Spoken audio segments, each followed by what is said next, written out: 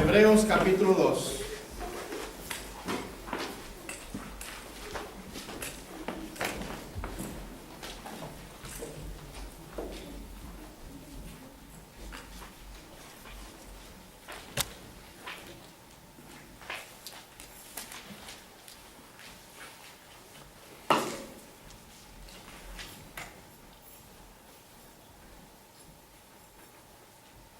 Vamos a leer los primeros 4 versículos en forma alternada.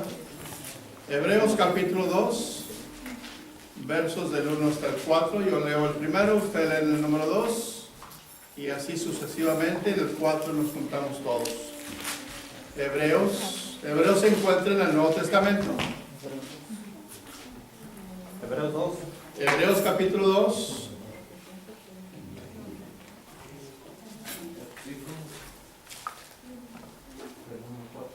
Está primera y segunda Timoteo, Tito, Filemón y luego Hebreos. Antes de Santiago y primera de Pedro. Hebreos capítulo 2, versos del 1 al 4. Yo leo el primero, ustedes el segundo. Dice la palabra: por tanto, es necesario que con más diligencia atendamos a las cosas que hemos oído, no sea que nos deslicemos. Por la palabra dicha por medio de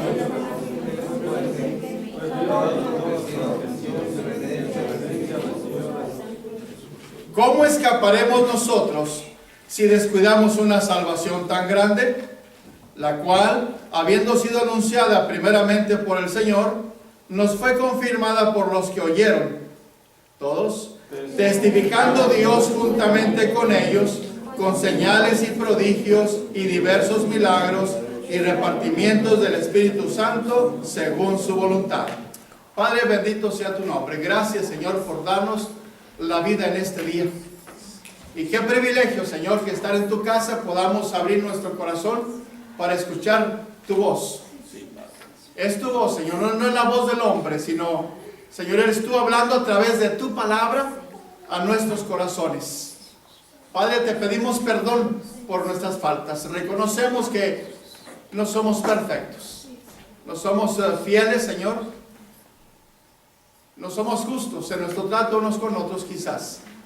Pero apelamos sobre todo, Señor, a tu gran misericordia y esa sangre preciosa derramada en la cruz por nuestros pecados. Pedimos la guianza de tu Espíritu Santo, Señor, y que tú, conociendo la necesidad de cada uno, hables a nuestro corazón y derrames bendiciones abundantes sobre nuestra vida. Te lo rogamos en el nombre de Jesús. Amén. Pueden ocupar sus lugares. Por tanto, dice la Escritura, es necesario que con más diligencia atendamos a las cosas que hemos oído. Y hay una seria advertencia. Dice, no sea que nos deslicemos.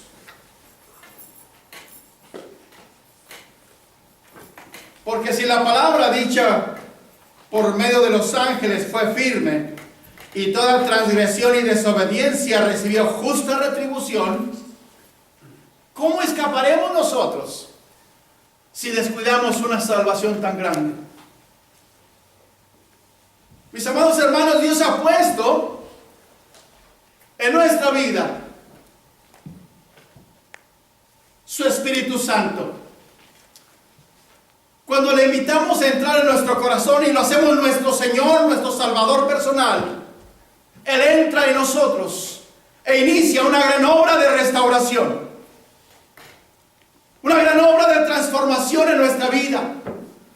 Va moldeando nuestro carácter, va desechando de nosotros todo aquello que nos estorba para que podamos tener una franca y abierta y limpia relación personal con Él. Esa obra dura toda la vida. No querramos usted y yo ser perfectos de la noche a la mañana. La salvación es algo que ocurre en el instante en que usted recibe a Jesús. La santificación es una obra que dura toda la vida. A veces tenemos altibajos, a veces estamos acá arriba, a veces estamos más o menos, a veces andamos muy carnalones por ahí, a veces somos muy flojones. Pero en todo se debe no a que Dios no pueda o quiera hacer esa obra en nosotros, sino que muchas veces nosotros somos el principal obstáculo para que Dios pueda fluir a través de nuestra vida, desechando todo aquello que nos estorba. Hábitos pecaminosos que hay dentro de nosotros.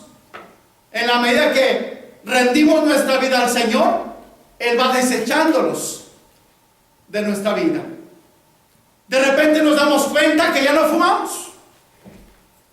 De repente nos damos cuenta que ya no nos atrae la bebida tal vez o el alcohol.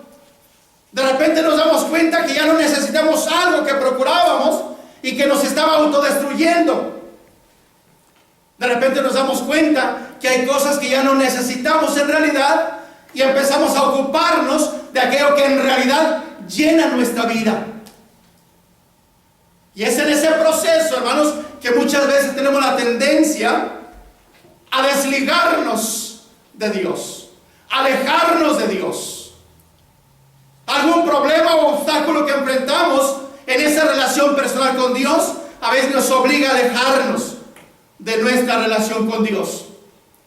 Quizás alguien se burló de usted, quizás alguien le llamó aleluya o cristianito, qué sé yo. O se está riendo de usted porque se hizo cristiano. A veces eso causa que usted se desanime y que ya no quiera seguir adelante. Déjeme decirle que el pueblo de Dios pasó por una experiencia muy similar.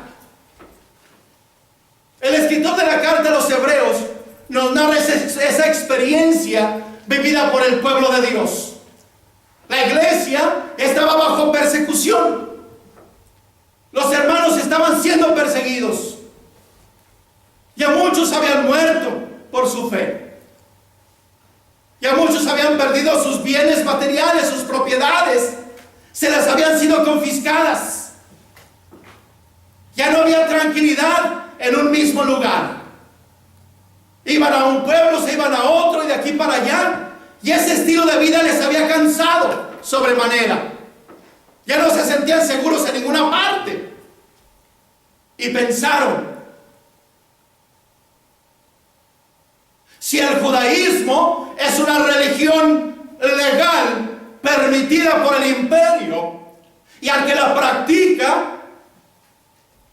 no le ocurre ninguna persecución, y el cristianismo por el otro lado es una religión proscrita, ilegal, a la cual el emperador estaba persiguiendo y tratando de destruir, porque no cambiamos entonces y aceptamos nuevamente el judaísmo, y de esa manera nos libramos de la persecución, y de esa manera hay tranquilidad en nuestra casa, en nuestra familia, en nuestro hogar, y así podemos continuar libremente. Tuvieron esa tendencia, esa tentación de abandonar la relación personal con Dios para practicar una religión. A lo cual el escritor les escribe y les dice, y les empieza a hablar en relación de la superioridad que hay entre la religión establecida y la relación personal con Dios. Les habla de los ángeles. Si dentro del judaísmo los ángeles eran considerados como enviados de Dios,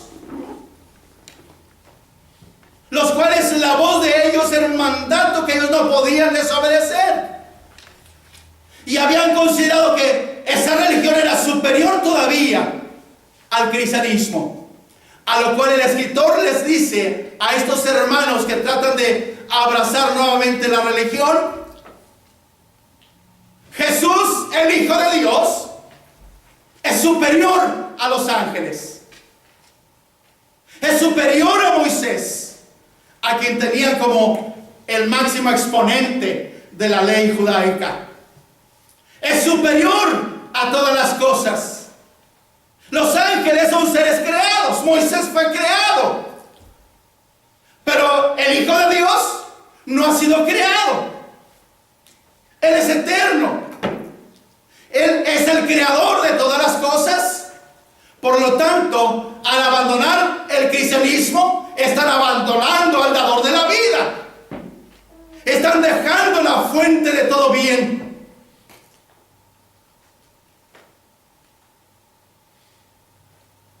Y les invita a reflexionar.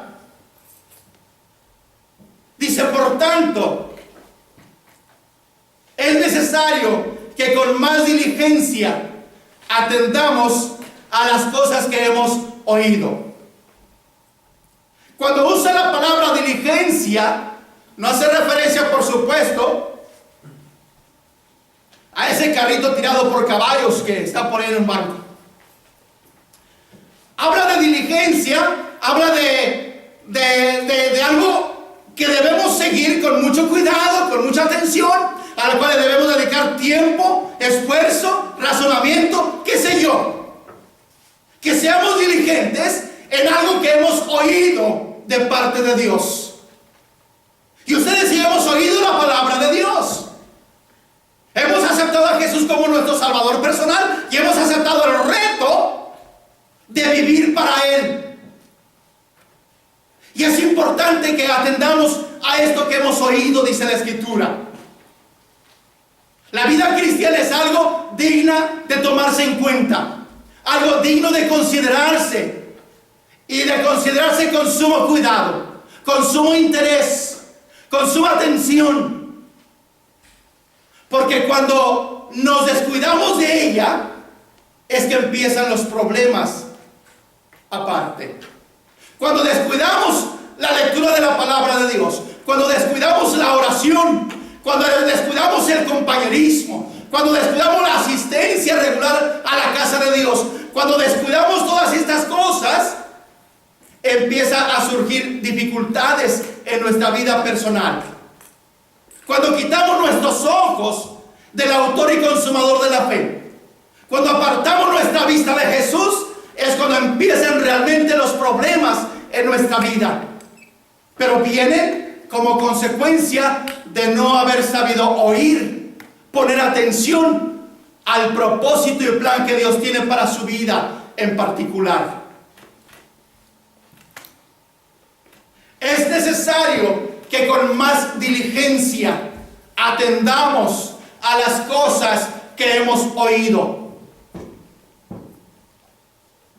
Tenemos que estar pendientes siempre de lo que Dios enseña a través de su palabra.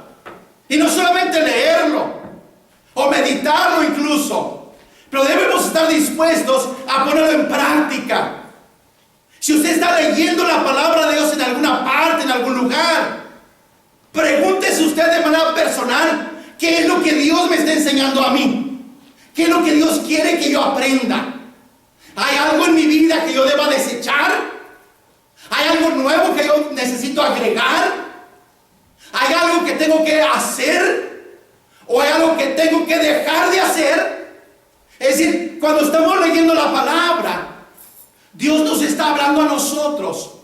Y por cuanto conoce todo lo que hay en nuestra vida y sabe cuáles son aquellas cosas que necesitamos desechar, nos habla a través de su palabra. Pero si no ponemos diligencia, es decir, si no ponemos cuidado, atención, y escudriñamos de tal manera que le sacamos el mayor jugo posible a la escritura y a la meditación de la palabra, entonces ocurren problemas en nuestra vida personal.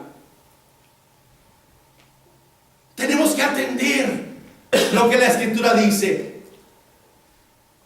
El viernes pasado hablábamos en la reunión de varones en relación a cómo era la vida de los primeros cristianos. La iglesia primitiva, la iglesia en su infancia. Dice que tenían todas las cosas en común. No había ningún necesitado. Porque si alguien estaba necesitado, alguien más de los demás podía suplir esa necesidad. Se reunían en el templo y en las casas. Recordaban la celebración de la cena del Señor. comían juntos con alegría, con sencillez de corazón. En otras palabras, habían abrazado las enseñanzas de Jesús y las estaban aplicando a su propia vida. Habían tomado las enseñanzas de Jesús como dignas de tener en cuenta y ponerlas en práctica. Habían oído hablar a Jesús acerca de la importancia de perdonar. Habían oído hablar a Jesús acerca de el cuidado protector que Dios tiene. Habían oído hablar a Jesús de muchísimas cosas que ahora, al convertirse al cristianismo, al aceptar a Jesús como su Salvador personal, todas esas enseñanzas las estaban practicando en su vida de manera personal.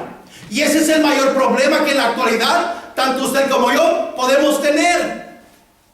Escuchamos la palabra de Dios, escuchamos las enseñanzas de su palabra y podemos ir de manera personal a la Escritura, pero no nos atrevemos a abrazarla de tal manera que la apliquemos a nuestra vida, que la practiquemos, que la pongamos en práctica en nuestra propia vida. Ese es el mayor problema que tenemos.